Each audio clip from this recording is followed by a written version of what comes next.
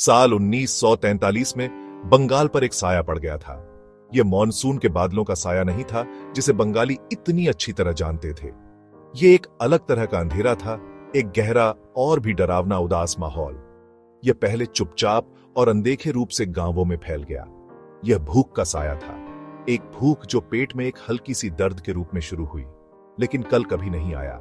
खेत जो कभी हरे भरे और लहलहाते थे, अब बंजर पड़े थे।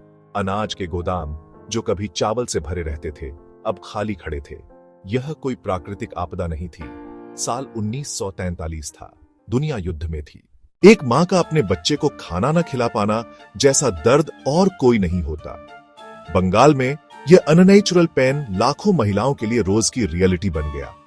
पत्तियां, जड़ें, वे उबालती थीं, इस उम्मीद में कि एक ऐसा शोरबा बन जाए जो पेट को कुछ और घंटों के लिए धोखा दे सके। वे अपने बच्चों को शानदार दावतों की कहानियां सुनाती थीं, चावल के पहाड़ों, दाल की नदियों की। कल्पना कीजिए कमला को। कभी एक घर था, एक पति खेतों में काम करता था।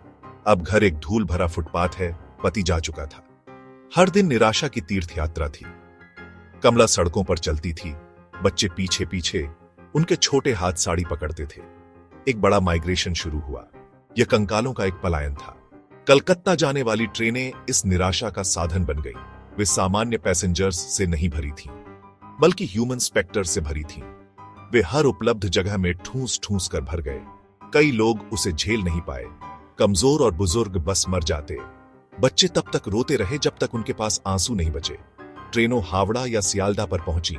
प्लेटफॉर्म दुख की लहर से भर गए। बाहर निकले लोग गर्वित ग्रामीण नहीं थे, वे अपने ही देश में शरणार्थी थे। नए आए लोगों ने सड़कों पर खुद को पाया, बिना शेल्टर, बिना खाने। उन्होंने भीख मांगी, उन्होंने भोजन की तलाश की। शहर एक विशाल ओपन एयर ग्रेवयार्ड। जबकि लाखों लोग भूख से मर रहे थे, ब्रिटिश राज की मशीनरी बिना किसी बाधा के चलती रही। कलकत्ता में ब्रिटिश अधिकारी एक अलग दुनिया में रहते थे। उन्होंने सड़कों पर भूखे लोगों को देखा, लेकिन उन्हें एक असुविधा के रूप में देखा गया। लंदन को भेजी गई रिपोर्टों ने संकट को कम करके बताया। प्राथमिक चिंता युद्ध के प्रयास में बाधा न होना थी। बंगाल से चावल सैनिकों को खिलाने के लिए डाइवर्ट हुआ। जिन लोगों ने वह चावल उगाया था, वे उसी की कमी से मर रहे थे। यह उदासीनता पैसिव विफलता नहीं, बल्कि एक एक्टिव पॉलिसी थी। रिलीफ किचन बहुत कम और बहुत दूर थे। क्लब के पियानो की आवाज चावल की चीखों से टकराती थी। कमी थी इच्छा शक्ति की। लंदन में कैबिनेट वॉर रूम्स में एक आदमी के पास बंगाल का भाग्य बदलने की अल्टीमेट पावर थी। वह आदमी था विंस्टन चर्चिल, यूरोप का उद्धारकर्ता, बुलडॉग के रूप में पूजित। लेकिन बंगाल के लिए वह मिजरी का आर्किटेक्ट था। उसने कहा, अगर भोजन इतना कम था तो गांधी अभी तक क्यों नहीं मरे? Imagery cinematic. वह कुर्सी पर बैठा है, बड़ी सिगार दांतों के बीच। ऑस्ट्रेलिया से गेहूं ले जाने वाले जहाज, वे भारत से होकर भूमध्य सागर की ओर जा रहे हैं। एक आदेश उन्हें कलकत्ता मोड़ सकता था। आदेश कभी नहीं दिया गया। जहाज आगे बढ़े, मौत का निशान छोड़ते हुए। चर्चिल का तिरस्कार डॉक्यूमेंटेड था। उन्होंने भारतीयों को जंगली कहा। उसकी सिगार का धुआं बंगाल की चिताओं से उठते धुएं पर प्रतीत होता है। और उस ब्लाइंड स्पॉट में 30 लाख लोग गायब हो गए। मौत का इतना बड़ा पैमाना अकल्पनीय था। नदियां जो कभी जीवन का प्रतीक थीं, मौत का रास्ता बन गई। हुगली नदी जो कलकत्ता के दिल से होकर बहती थी, एक तैरता हुआ कब्रिस्तान बन गई। 1943 की आर्किवल तस्वीरें फिल्म पर अब तक की सबसे हॉन्टिंग इमेजेस में से कुछ हैं। उन्हें देखना आसान नहीं है, लेकिन हमें देखना होगा। हमें उन बच्चों को देखना होगा जो बूढ़े पुरुषों जैसे दिखते हैं। उनकी पसलियां साफ दिख रही हैं। हमें आंखों को देखना होगा, शिकारियों की खोखली खाली आंखें। एक खास इमेज सामूहिक स्मृति में छपी हुई है। कंकालों का एक परिवार, एक मां जो खुद सिर्फ हड्डी है, एक बच्चे को गोद में लिए हुए है जो पहले ही मर चुका है। कैमरा झूठ नहीं बोलता। यह हमें एक ऐसी त्रासदी के मानवीय चेहरे का सामना करने पर मजबूर करता है। जीवित और मृत एक भयानक टैब्लो में सह अस्तित्व में थे। उस समय के भारत का एक नक्शा इमेजिन कीजिए, एक डिम लाइट वाले कमरे में टंगा हुआ। जैसे ही हम देखते हैं, बंगाल का इलाका लाल होने लगता है।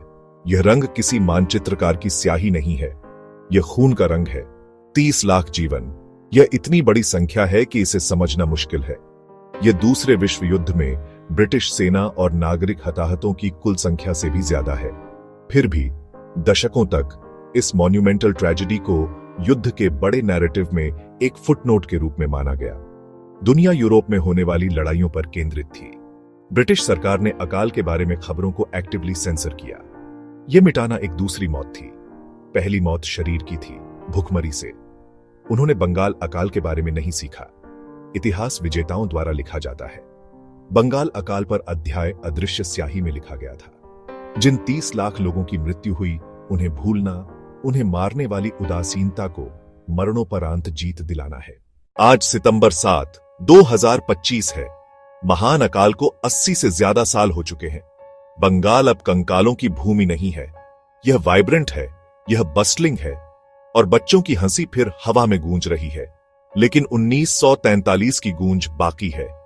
वे बुजुर्गों की यादों में है। अकाल ने बंगाल की आत्मा पर एक निशान छोड़ा जो पूरी तरह भरा नहीं है।